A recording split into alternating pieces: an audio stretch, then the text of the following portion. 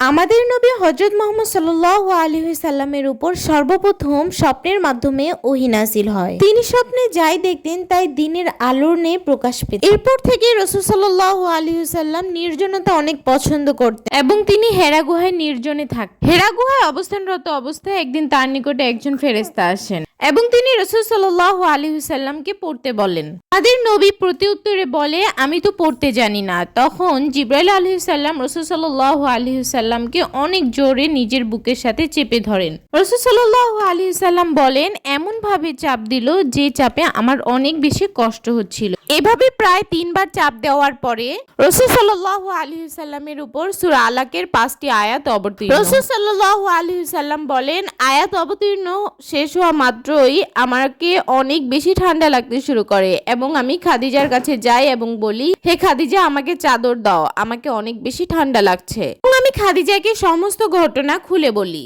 তখন খাদিজা আমাকে অনেক সুন্দর করে সান্ত্বনা দেয় এবং বলে যে আল্লাহ তাআলা আপনাকে কখনোই অপমানিত করবে না। খাদিজা রাদিয়াল্লাহু তাআলা আনহার চাচাতো ভাই ওয়ারাকা ইবনে নওফেল ছিলেন ওই যুগের পণ্ডিত। তিনি রাসূল সাল্লাল্লাহু আলাইহি সাল্লামকে ওয়ারাকা ইবনে নওফেলের কাছে নিয়ে যায় এবং রাসূল সাল্লাল্লাহু আলাইহি সাল্লাম তাকে সমস্ত ঘটনা খুলে বলে। তখন তিনি বলেন, তুমি হচ্ছে আখির জামানার শেষ নবী, কিন্তু তোমাকে অনেক কষ্ট সহ্য করতে হবে, তোমাকে মক্কাবাসীরা বের করে দিবে। একথা শোনার পর রাসূল সাল্লাল্লাহু আলাইহি সাল্লাম জিজ্ঞাসা করে, তারা আমাকে বের করে দিবে? তখন তিনি বলেন, হ্যাঁ, তারা তোমাকে বের করে দিবে।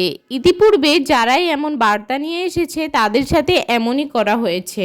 আয় আফসোস, সেদিন যদি আমি যুবক থাকতাম, সেদিন যদি আমি তোমার পাশে থাকতে পারতাম, সেদিন যদি আমি জীবিত থাকতাম। ওয়ারাকা ইবনে নওফেল ছিল অতি বৃদ্ধ, তাই তিনি এভাবে আফসোস করছিলেন। এভাবে রাসূল সাল্লাল্লাহু আলাইহি সাল্লামের উপর ওহী অবতীর্ণ শুরু হয়।